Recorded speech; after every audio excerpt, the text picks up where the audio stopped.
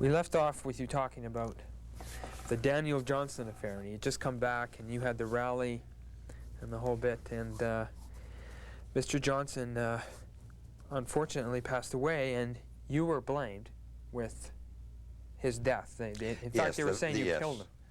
That's right. The day after he returned, when he went on Quebec regional television and made this speech from which he departed on about 5 occasions to attack this provocateur and agitateur, Pat Burns. The following day, he was opening a dam, I think it was in Manicouagan. And they went up, this is the day after he gave the speech, mind you, and about 3 or 4 days after the march to Ottawa. And they went up to bring his tea to him in bed, and he was dead. That's how quickly it happened.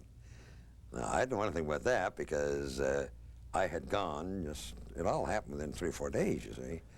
I had gone to Virginia Beach for a little holiday for a week or two, and Don Wall, who was then the general manager of the station, called me up from Montreal to Virginia Beach to tell me what had happened. I said, oh my God. And he had attacked me pretty brutally on television, you know, but no, that's the way it happened. And then, of course, the paper said Pat Burns killed Daniel Johnson. Right. And I guess the furor was incredible. Well, when Johnson was presumably loved by many people, and Johnson, let's get the record straight, was a separatist. See, down in Quebec, it really doesn't matter what political label you run under. It really doesn't. I've interviewed guys on air, French Canadians on air, running as conservatives. And I had the information in front of me at the time I'm interviewing him, and of course I sprung it on him too. He had organized one of the constituency associations for the Parti Québécois, for the separatists. So what card they pack? There were people who were liberals but packing separatist cards in their pocket. Down in Quebec, labels don't mean a thing. Absolutely don't mean a thing. And so Johnson, sure, he ran as Union Nationale, but you know, it wasn't, the time wasn't right for the separatists to move in. Right. And just like Joe Clark, he's a conservative. He's not a conservative at all. He's an NDPer. But if you want to get elected in Alberta, you got to run as a conservative. Right? Well, if Johnson wanted to get elected as premier in Quebec, the time was not ripe. Right. For 1966 we're talking about, you see. Right. Right. The time was not ripe for separatists, so he was a conservative. Well, everything he ever said in relation to Quebec and Ottawa told you exactly where he stood on the political spectrum. Now, a guy would be reaching the emotional chords of hundreds of thousands of French Canadians because they knew where he stood. Never mind that he ran as a Union Nationale man and was Union Nationale premier. They understood exactly where he was. And these emotional chords are right under the surface, you see. And when you say Pat Burns killed Daniel Johnson, you've got these hundreds of thousands of people who want to kill Pat Burns. Right. Right. Because the emotion comes in play, not reason. Well, there was it La Presse or Le Devoir that had your picture on the front page with the crosshairs on it? No, no. La Presse and Le Devoir are far more responsible newspapers than that. I'll give them that. The worst I ever saw in La Presse about me was Pat Burns being flushed down a toilet. And it was a cartoon. And the worst I ever saw in Le Devoir was a cartoon of Pat Burns. It was a guillotine. In other words, the place for the head to go in, you know, right. the guillotine. And the knife that comes down, well, that was sort of my tongue, you see. That's the worst Le Devoir ever did. The others were much, much, much worse. No, I think it was CJOR that had this one. It was one of the French publications, tabloid. Right. Oh yeah, they had it right in there. And the headline was on page 1, will Pat Burns be assassinated? And you turn to page 5, see page 5, you go to page 5, will this man be assassinated? And of course there's the picture with the gun sight over my head and where the bullet's supposed to go in. Right? And just on top of that, they had a head picture of Daniel Johnson. His last will and testament was that we must have the head of this agitator. Now the body, the whole story, underneath Pat Burns and this ruddy gun sight over, telescopic lens over my face, where the bullets going to go in, was a clear invitation to do what the headline had questioned. Will this man be assassinated? Clear invitation to do it. So I call up the Deputy Chief of Police, Walter Boyle. I said, Walter, I don't like what I see here. So, well, I haven't seen it. I said, I'll get you a copy over. He said, I'll pick one. I said, I'll get you a copy over. So I got him a copy, and I rushed it over, by taxi. He called me up the next day, and he said, Pat, this is serious. This is very serious. He said, we can protect it for 24 hours, 48 hours, 72 hours, 96 hours, but we can't protect you forever. They know where you work. They know where you live. Right. Make no mistake about it. So you're going to have to get yourself armed. Oh. So it happens that on the floor above us, in the building where CKLG was located, the radio station, was the RCMP office for Montreal. And it turned out that one of the guys was from Vancouver, RCMP guy. I knew him before I went down there. So I told him, I said, I'm going to have to get a gun. He said, why? I said, well, a picture in the paper there with a gun sight up on me. And I said, I don't have it in front of me, but I said, it's pretty rough. And I said, I talked to Walter Boyle, the deputy police chief, and he says, he read it and said, this is serious. You're going to have to get yourself armed. He said to me, don't. I said, why? He said, there are separatists in our office. Oh, God. I said, do you mean to say there's some of the Mounties separatists? He said, no. Not the Mounties, not the police themselves, the civilian staff. We know they're separatists. And he said, Pat, you can't get a gun unless it goes through our office. Right. And we forward it on to Ottawa. It'll never get out of our office before one of those separatists picks up the phone and says, Pat Burns is getting armed. You'll never get the gun, they'll shoot you. Oh. Before you ever get the gun. So I didn't bother getting the gun. Jeepers. It was rough. Rough. Were you excited about it, though? I mean, scared, but, like, wow, this is exciting? Oh, well, yeah, I kind of felt I was in Vietnam. I didn't think I was in Canada. When you got to go around getting armed. But I tell you what did happen, the girl with whom I was associated, she used to be a business agent of mine, then became producer of the show. She decided she would go down to get armed. Because she said, if you can't get armed, I can. They won't know who I am. Right. So she went down and she explained the whole thing. She took the article, she explained the whole thing to them. And at first they tried to dissuade her, of course, which is the natural thing that they should do. But she said, no, this is too dangerous. I'm around this man too much, either in the station or we're out somewhere on business. I'm with him too often. I have to protect myself, never mind him. So by golly, they agreed. And to this day, she still has the pistol. It's an 8-shooter, not a 6, an 8, complete with ammunition. Yeah, she got it. Went right through all the way in Mounties, Ottawa, the whole bit, and she was given the gun. Yeah. Because they thought the argument was pretty sound. Yeah.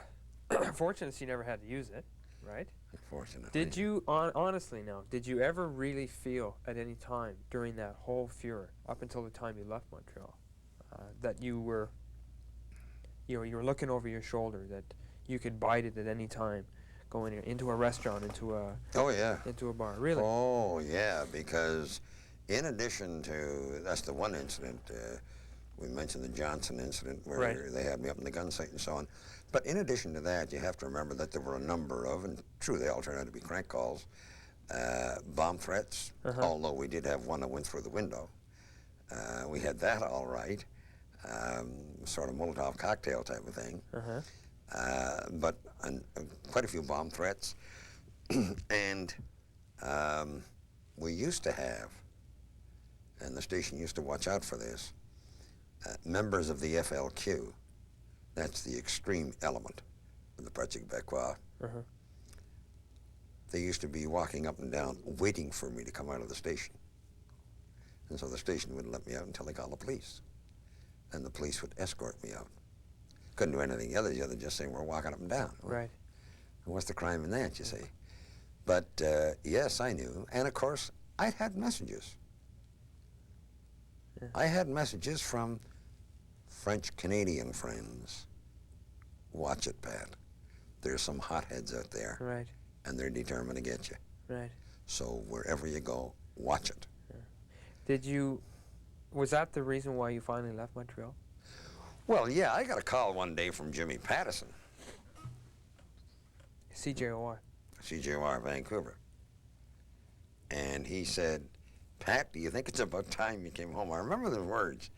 I think it's about time you came home. And I said, yes, Jimmy, I sure do think it's about time I came home. Yeah. So he said, well, I'll be in Montreal staying at the Chateau Champlain next week. Right. And I'll call you next week. I said, I'll be waiting your call. So sure enough, he did come in next week. He called me, gave me his room number.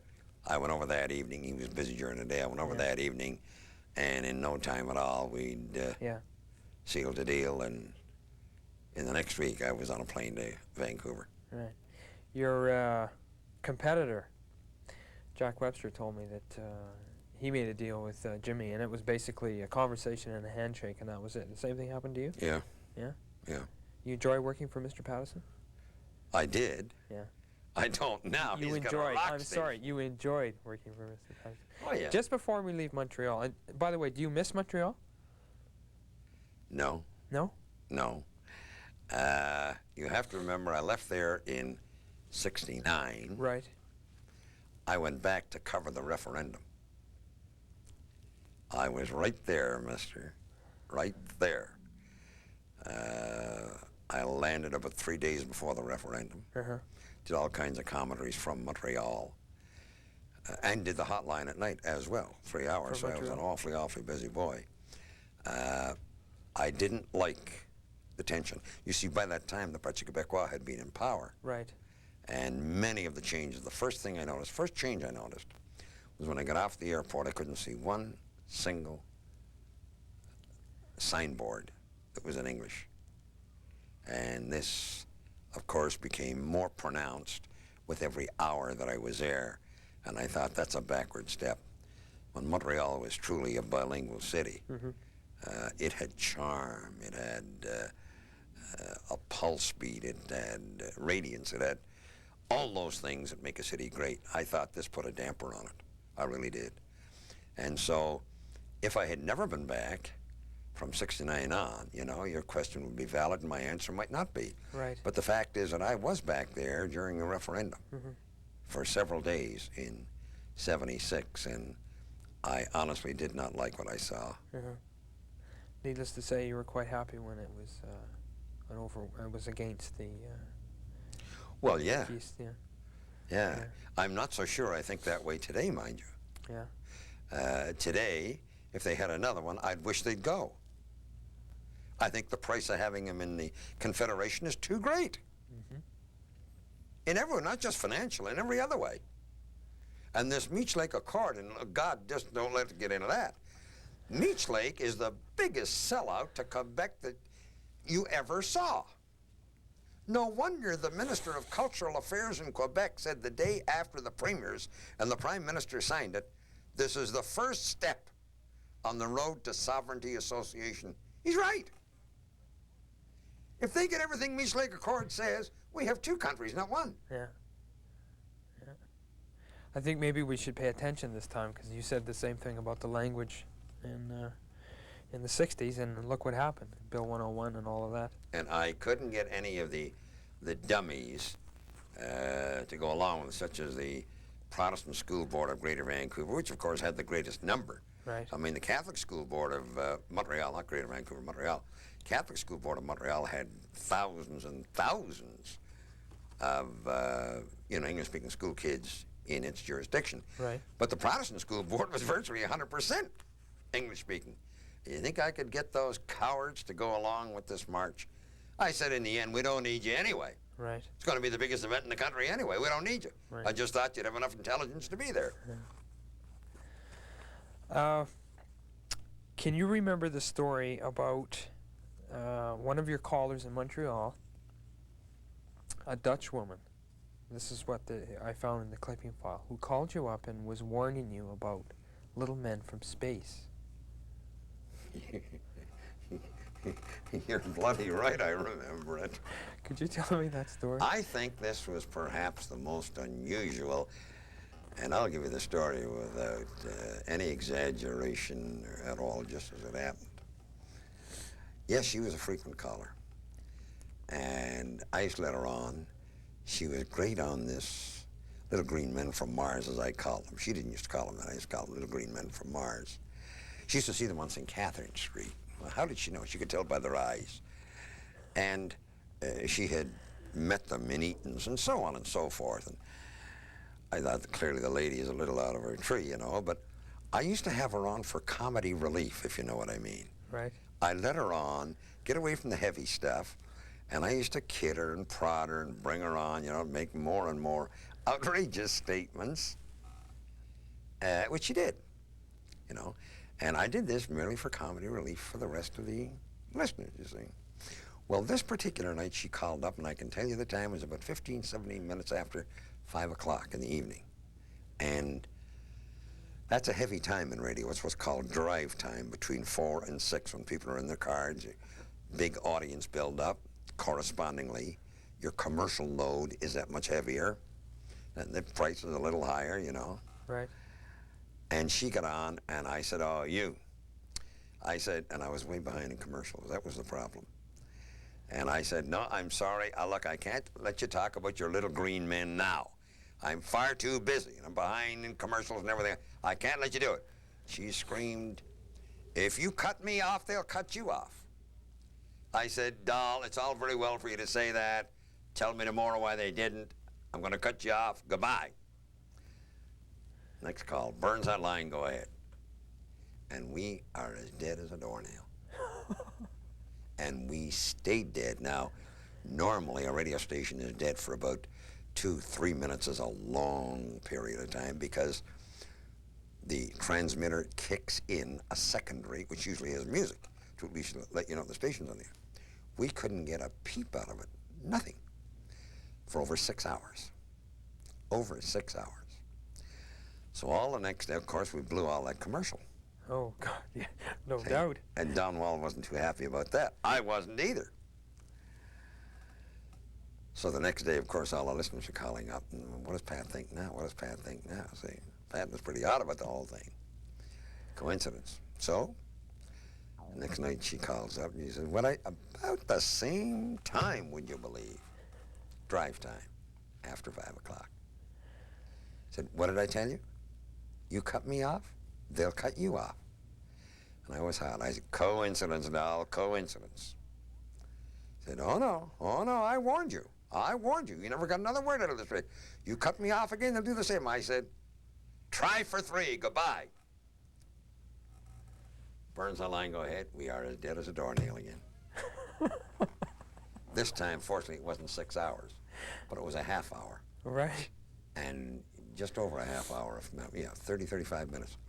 Don Wall came roaring into the studio and said, what the hell are you doing? I said, Don, I don't know how she's doing it, or if she's doing it. How do I know? You know? Well, the third night came. Well, the phones the next day were just, and even that night, what did Pat think now? What did Pat think now? Pat doesn't know what the hell to think. The next night, cunningly, she gets on him at the same time.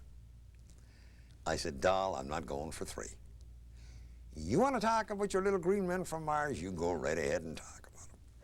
I won't cut you. I'll give you as much time as you want. No, I don't want to talk about them. I just want to let you know. Anytime you cut me off, and I do want to talk, they'll cut you off. I said, doll, I'm not going to cut you off. You just go right ahead and talk. I said, no, I don't want to talk. Goodbye. Okay. Now, isn't that an amazing story? It is. I don't know. It's almost unbelievable, except that 50, 100,000 people in Montreal can verify it. Right. You know? Well, the phone was ringing off the hook all that night and all the next day, both days. What does Pat think now? What does Pat think now? Well, the first day I didn't think anything. The second day, yeah, I started to wonder about something. You know, I didn't know what. How the hell is she doing it? Yeah. Did you ever meet her? No. No. No. Do you ever want, or have you ever met some of the people that have called you up on your hotline program? Not very rarely. I should say rarely. I haven't met them very often. Rarely I have. In Montreal, for example, I can think of two that I met. One was a black fellow, and the thing we had in common was I'm a great boxing fan. He's an even greater boxing fan and knows them all, and in time introduced me to Sugar Ray Robinson, George Gainford, Robinson manager, Muhammad Ali, and you know, I mean, we had a point of contact there. That was one I met. Another one I met was Reggie Chartrand. Now, Reggie Chartrand was the most pugilistic separatist in the province of Quebec. He used to be, indeed, a former professional fighter. And the drop of a hat, Reggie was out at every meeting, march, name it. You know, Reggie was there, high profile. Battered and beaten, I don't know how many times, poor guy, by the police. And the way I met Reggie, he was quite a character, you know.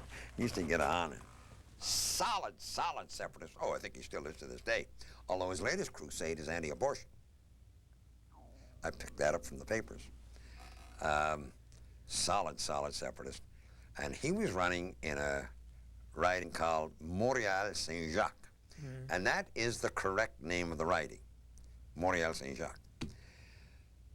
But English-speaking people tend to call it Montreal-St. James.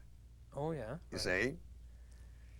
So Reggie gets on the air, and he's running as an independentist. In other words, a separatist, in the federal riding, federal election of Montreal-Saint-Jacques. And every time he says Montreal-Saint-Jacques, I say, that's Montreal-St. James, is it, Reggie? Montreal-Saint-Jacques. And he's getting hotter and hotter and hotter. I said, now what chance do you think you have? And I say to him, for example, what more do you want? We've got a French-Canadian Governor General. We've got a French-Canadian Prime Minister in Trudeau. And he'd roar. I mean, he used to explode. Trudeau is nothing but a political prostitute. He was wild. So anyway, he was running this time in the Montreal-Saint-Jacques riding, which I kept calling Montreal-St. James, you see, just to bug him. And he could take the bait better than anybody I ever saw. Right. I mean, he'd just go through the roof like an atom bomb. Right. And so I bet him. I said, I tell you what I'll do, Reggie. I'll bet you the finest dinner for two in Montreal. I don't care where. Complete with the aperitifs and the champagne, everything. Eh? Against a 25-cent hot dog that you won't get, and I was just about to say 500 votes. And I said 1,000 votes. Well, he could hardly refuse me. Eh? Right. The biggest and best dinner in Montreal against a 25-cent hot dog. But he wouldn't get 1,000 votes. I almost said 500. By geez, you know, I would have lost if I'd said 500. He got about 740. So I won the bet. Subsequently, he took me to lunch. Called up and he said, okay, you won fair and square, you know, but he took me to lunch. That's how I met Reggie. But not too many of them, not too many of them. Many want to meet you. Right. Of course. I think you'd spend all your time meeting them. So, no, not too many in Montreal, 2, 3, oh, maybe half a dozen. Maybe half a dozen. Another one is a very celebrated case. The guy's going to write a book on it. We won't get into that. Okay. Where he was cheated by the courts all over Quebec and even Supreme Court again. He eventually won. It was sort of a Pyrrhic victory, but he eventually won. I met him, Barney Sinais. And yeah, there might have been a half dozen, maybe a dozen in Montreal that I actually got to know at the personal level. And I suppose maybe about the same number in Vancouver. Right. But I never have gone out of my way to get to know my listeners personally, because then there's no end to it. Right. I would do nothing but going out and meeting people. Right. Needless to say, you have an unlisted phone number. Needless to say, I do. Right. CJOR has changed its format. They've gotten rid of the talk and the whole bit. You're no longer on the air, unfortunately. Are you going to retire, sir? Not bloody likely. I have no intention of retiring ever. Ever? Ever. Ever. I think even when I die in 100 years from now, I'm going to have a telephone down there so I can call into open line shows and stir up the waters. You have inside information about which way you're going to go? I'm going up there to keep all the lawyers and politicians out. I'm going to be the gatekeeper for British Columbia. Mm-hmm. Peter will assign me that role. Lawyer, down the trap. Politician, down the trap. And a whole flock of other people, too. But those two professions particularly. Yeah. Yeah. I have no love for them at all. Right. None whatever. When And are with you, good cause. when are you going to write your book? I don't know. I'll have to have it well read by one of the members that I hate, the lawyers. Because I'm sure there'll be all kinds of libel or slander in there. Well, only if it's true. Well, Isn't yeah. that how it works? I mean, if it's true, it's you're not off. live. Yeah. If it's true, you're off So the just hook. tell the truth, that's all. Yeah. Then you're off the hook. But you know, that's a bunch of garbage too. Really, it is. Yeah. You can know something to be the truth, Mm-hmm. but you can't produce evidence that will satisfy a court of law. Right. But you know it to be true. You had first-hand knowledge and experience that it's true. Right. But you can't bring that piece of evidence in court that will satisfy the court that it's true. So the court's not going to accept it. Right. It's just that simple. Yeah. You may have personally overheard a conversation in which A suggests to B that they do this to C. Right. Hearsay evidence doesn't count. No. You've got nowhere to substantiate it. Unless it's on a piece of tape or somebody else corroborates what you said. Unless you've got, well, that's substantiation, isn't it? Right. Tape or a second witness. Right. But you can know something is true. Mm-hmm. But proving it in the court of law. See, don't forget, when you're sued for libel or slander, right, the person suing has to prove nothing. You have to prove what you said is true. Right. That's a total reverse, normally, of the legal system as we know it. Right. But, no, I wouldn't imagine, certainly wouldn't go out of my way. There's no virtue in that. Okay. I So wouldn't you're going to write a book libel or sometime. slander anyone. You're not going to retire, so No. do you have a deal cooked up somewhere? You going back on the air? No, I'm just taking it easy, because as we speak right now, maybe by the time this show is played, it'll be a different matter, but Yeah. as we speak right now, I'm just taking it easy. For a change? For a change, yeah, for a few weeks. I think I'll take it for a few weeks. Yeah. For a few weeks. And, yeah, so that, you know, as the late Jack Wasserman used to call me, you'll hear once again the mouth that roars. The mouth that roars. What was that catchphrase you had? Something, Pat Burns. If, oh, I forget it offhand. You remember? No, in connection with what? Oh, if there's red tape, Pat Burns. Did you coin that? Yeah, Yeah. yeah. Do you really own the rights to that phrase hotline? I sure as hell do. You making a pretty penny off of that? Well, no. The only good it is that no one else can use it. Oh, but they have to pay you if they do decide to use it. Yeah, and then you got to get into. I told you about lawyers a minute ago. You should see the file of the amount of money I paid to lawyers in Ottawa, my patent attorneys,